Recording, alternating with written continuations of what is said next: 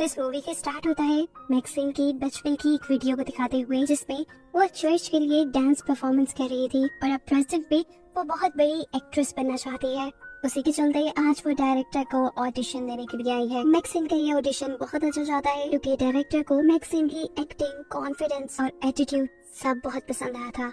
Audition देने के बाद मैक्सिम अपनी कार लेकर यहाँ से निकल जाती है और पहुँचती है अपने गांव पर। यहाँ पर उसके कलीग उसे हॉलीवुड में होने वाली एक पार्टी के लिए इनवाइट करती है, जिसके लिए मैक्सिम एक कार कर देती है और सीन शूट करने के लिए चली जाती है। सीन शूट करके जैसे ही वो वापस आई तो उसे उसके मैनेजर की कॉल आई, जिसने उसे ये खुशखबरी दी कि जिस मूवी के लिए वो ऑडिशन देके आई थी फाइनली वो मूवी उसे मिल चुकी है।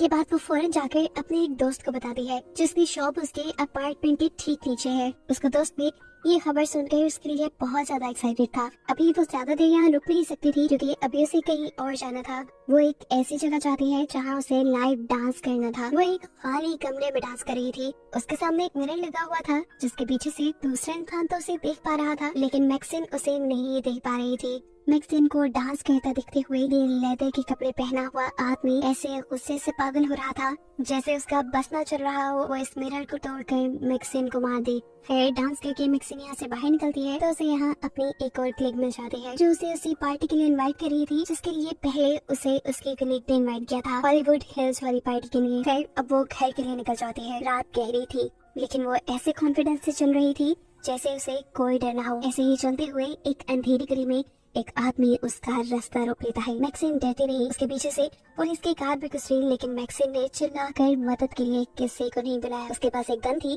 उसने एक गन निकाली और उस आदमी को गन पॉइंट पे ले गया। वो क्या मैक्सिम को डराने की इरादे से खड़ा था? बेचारा खुद डर गया।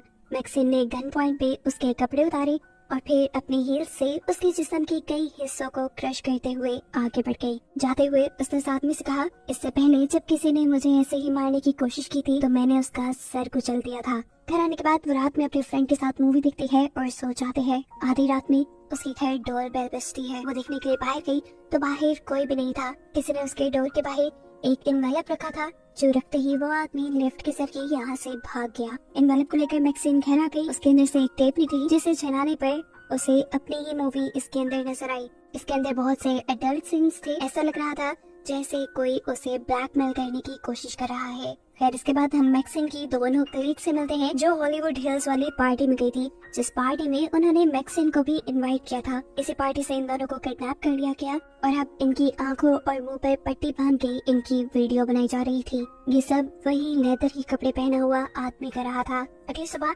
मैक्सिम स्टूडियो जाती है। उसकी पहली मूवी जो उसे मिली थी वो हॉरर मूवी थी, जिसके लिए उसे बहुत से गेटअप चेंज करने थे और अब उसके फेस मास्क बनाने की तैयारी चल रही थी। इसी काम के लिए उसके फेस पे बहुत सारी वैक्स लगाई गई थी और अब उसे काफी देर तक आंखें और मुंह बंद करके रखना था। उसे जैसे ही आंखें बंद की उसे ऐसे लगने लगा कि जैसे उसके पीछे सच में कोई भूत आ गया हो, जैसे वो भूत उसकी गर्दन पे हाथ रख के उसे मारने वाला हो। वो दम घुट कर मर ही जाती, लेकिन उससे पहले ही वो अपने मुंह से वैक्स साफ करके सांस ले लेती है। सीन कट होकर हमें एक पूल का सीन दिखाया जाता है, जहाँ पर दो पुलिस डिटेक्टिव्स आए हैं, क्योंकि इस पूल के अंदर से दो लाशें मिली हैं। ये लाशें किसी और की नहीं बल्कि मैक्सिम की कलीग्स की हैं, जिनको मारने के बाद उनकी बॉडी के ऊपर एक अजीब सा सिंबल भी बनाया गया था। यहाँ मैक्सिम भी अपने काम से फ्री होकर जैसे ही घर जाने के लिए कार में बैठती है तो उसे अपने कान में किसी का कार्ड मिलता है। उस पे एक नंबर लिखा हुआ था और लिखा हुआ था कि अच्छा होगा हम अगर बात कर लें। ना चाहते हुए भी मैक्सिम वो नंबर मिलाती है। दूसरी तरफ जो कोई भी बोल रहा था उसने मैक्सिम को एक होटल में मिलने के लिए बुलाया। ये एक पर्सनल डिटेक्टिव था जो लोगों से पैसे लेकर उनकी मकसद के लिए जासूसी करते थे। शाम में मैक्सिम इस आदमी से मिलने के लिए जाती है और यह आदमी उसे बताता है कि जो मुझसे तुम्हारे बारे में इंफॉर्मेशन निकलवा रहा था वो अब तुमसे मिलना चाहता है और अगर तुम ना मिले तो तुम्हारे साथ बहुत बुरा होगा। तुम्हारे पिछले किए हुए सभी गलत कामों को वो एक्सपोज कर देगा और ऐसे तुम्हारा फ्यूचर दांव पे लग जाएगा। वो यहाँ उसे एक न्यूज़पेपर की कटिंग देता है जिसमें टेक्सास में होने वाली एक मर्डर की रिपोर्ट थी और ये देखकर मैक्सिम इसलिए डर गई क्योंकि इस मर्डर के पीछे उसका हाथ था। फिर जब वो घर आई तो उसने देखा कि पुलिस डिटेक्टिव उसके भी घर पे हैं। असल में वो उसके पुलिस के हुए भी मर्डर्स की इन्वेस्टिगेशन कर रहे थे। उसने पुलिस डिटेक्टिव्स के किसी भी सवाल का जवाब इसलिए नहीं दिया क्योंकि उसे डर था कि कहीं पुलिस उसे उसके पिछले केस में न फंसाती। हालांकि इस केस से तो उसका कोई लेना देना नहीं था। क्या वो ब्लैकमेलर भी मैक्सिन को बुरी तरह फंसा चुका था? वो चाहती तो उसके बारे में पुलिस को कंप्लेन कर सकती थी, लेकिन उसके बारे में भी उसने पुलिस को कंप्लेन नहीं की क्योंकि अगर वो कंप्लेन कर देगी तो खुद ही फंस जाएगी। खैर, अब वो अपने घर से उस टेप को उठाती है जो ब्लैकमेलर उसके घर में छोड़ गया था। इसे लेकर आई वो अपने एक फ्रेंड के पास और उसने कहा कि इस टेप को ट्रैक करो, देखो इसे किसने रिकॉर्ड किया है। इतने में ही उसे उसकी डायरेक्टर की कॉल आती है जो उसे मूवी का सेट दिखाने के लिए लेकर जा रही थी। वो सेट दिखने के लिए ये लोग शहर से काफी दूर आ जाते हैं। लोकेशन तो ये काफी अच्छी थी, लेकिन यहाँ पर मैक्सिन को कोई लड़की विंडो से दिखाई देती है। मैक्सिन जानती थी ये लड़की असल में यहाँ नहीं है, वो सिर्फ उसे हॉन्ट कर रही है, डरा रही है क्योंकि मैक्सिन ने इसी लड़की को मारा था। यहाँ पर डायरेक्टर मैक्सिन को ये भी बताती है कि प्रोड्यूसर नहीं चाहता कि मैक्सिन उनकी मूवी में काम करे क्योंकि मैक्सिन का बैकग्राउंड कुछ अच्छा नहीं, लेकिन डायरेक्टर को उसकी एक्टिंग बहुत पसंद है। और मैक्सिन से कहती है तो अपना 100% देना, मैं तुम्हारे साथ हूँ। ये मूवी थिएटर्स में लगेगी और तुम्हारा फेम एकदम से बहुत बढ़ जाएगा। मैक्सिन भी हाँ में सर हिला देती है क्योंकि वो इस मौके को गंवाना नहीं चाहती थी। और जब यहाँ से हम अपने घर के लिए निकली तो उसने देखा वही डिटेक्टिव जिसने उसे किसी से मिलने के लिए बोला था और उसका पीछा कर रहा था। ये देखकर उसे गुस्सा आ गया। वो अपनी गाड़ी से उतरी और उसने उस डिटेक्टिव को मार मार के ये समझाने की कोशिश की, देखो मेरा पीछा छोड़ दो नहीं तो तुम्हारे साथ भी बहुत बुरा होगा। इसके बाद वो अपनी गाड़ी में बैठी और चली गई अपने मैनेजर के पास क्योंकि अब बात ऐसी नहीं रही थी कि वो किसी को भी ना बताती। वो अपने मैनेजर को सारी बातें बता देती है कि कैसे एक आदमी उसे ब्लैकमेल कर रहा है, उसके पीछे एक डिटेक्टिव को भी लगा चुका है, उस आदमी को मेरे सारे पास्ट के बारे में पता है और ऐसे उसने मुझे धमकी दी है कि वो मुझे एक्सपोज करके मेरा फ्यूचर तबाह कर देगा। यहाँ पर मैनेजर सारी बात सुनकर उसे ही कहते हैं तुम जाओ जाकर बस अपनी मूवी की तैयारी करो, बाकी सब मैं देख लूंगा। अपने मैनेजर की बात मानते हुए वो उस आदमी से मिलने के लिए नहीं चाहती बल्कि घर पे अपनी मूवी की स्क्रिप्ट याद करने लग जाती है। और वो आदमी जो मैक्सिन से मिलना चाहता था, मैक्सिन की इस हरकत की वजह से उससे बदला लेने के लिए वो उसके दोस्त को ही मार देता है। उसने ये मर्डर इतने बुरे तरीके से किया था कि हर देखने वाला खौफ में आ जाए। मर्डर करने के बाद वो जाकर डिटेक्टिव की कार में बैठ गया और इससे हमें पता चला कि वो डिटेक्टिव इस आदमी की हर तरह से मदद कर रहा है। अब सुबह हुई और जैसे ही मैक्सिन अपने फ्लैट से नीचे उतरी तो उसे अपने फ्लैट के बाहर इतना रश देखकर झटका लग गया और जब उसे ये पता चला कि उसके दोस्त का मर्डर हुआ है तो वो शॉक ही रह गई। उसके दोस्त की बॉडी पे वही स्टैंप लगाई गई थी जो उसकी बाकी दोनों क्लिक्स की बॉडी पर लगाई गई थी। यहाँ अब पुलिस मैक्सिन को पकड़कर ले जाती है क्योंकि जिन 3 लोगों का मर्डर हुआ था वो तीनों मैक्सिन के कांटेक्ट में थी और इन तीनों के फेस पे एक जैसे ही स्टैम्प्स थे। पुलिस मैक्सिन से कहती है जो कुछ भी जानती हो हमें बता दो, जब तक तुम हमारी मदद करोगे उतनी ही हम तुम्हारी मदद कर पाएंगे और अगर तुमने हमें कुछ न बताया तो ये भी हो सकता है कि सीरियल किलर अगली मर्तबा तुम्हें ही मारे क्योंकि ये तीनों तुम्हारे बहुत करीब हैं और इससे यही साबित हो रहा है कि उस सीरियल किलर का अगला शिकार तुम होगी। फिर मैक्सिन ने अभी भी पुलिस को कुछ नहीं बताया और वो वापस अपने स्टूडियो आ गई जहाँ पर उसकी फिल्म रिकॉर्ड हो रही थी। यहाँ पे उसे मिली उसकी को एक्टर जिसने मैक्सिन को बहुत ज्यादा कॉन्फिडेंस दिया और ये यकीन दिलाया कि वो इस मूवी में अच्छा परफॉर्म करने की।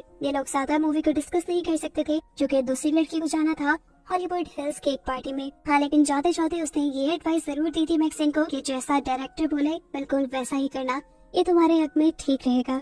अब इससे पहले कि अपना काम खत्म करके मैक्सिन भी यहाँ से चली जाती, यहाँ आ गया वो डिटेक्टिव जो एक ब्लैकमेलर के साथ उसके पीछे पड़ा हुआ है। इस टाइम डिटेक्टिव के पास एक गन भी थी जिसे डिटेक्टिव ने निकाल लिया। मैक्सिन उसे देखकर डर गई, उसे अपनी मौत अब अपने सामने दिखाई दे रही थी। बचने के लिए वो वापस उसे घर में चली गई जहाँ मूवी की शूटिंग हो रही थी और ऐसा करते हुए वो सच में बच गई क्योंकि बाहर से उस डिटेक्टिव को सिक्योरिटी ने पकड़ लिया और अंदर जाने पे मैक्सिन को मिली उसकी डायरेक्टर। मैक्सिन को हामता कामता देखकर वो जानती थी कि मैक्सिन के साथ कुछ तो मसला है।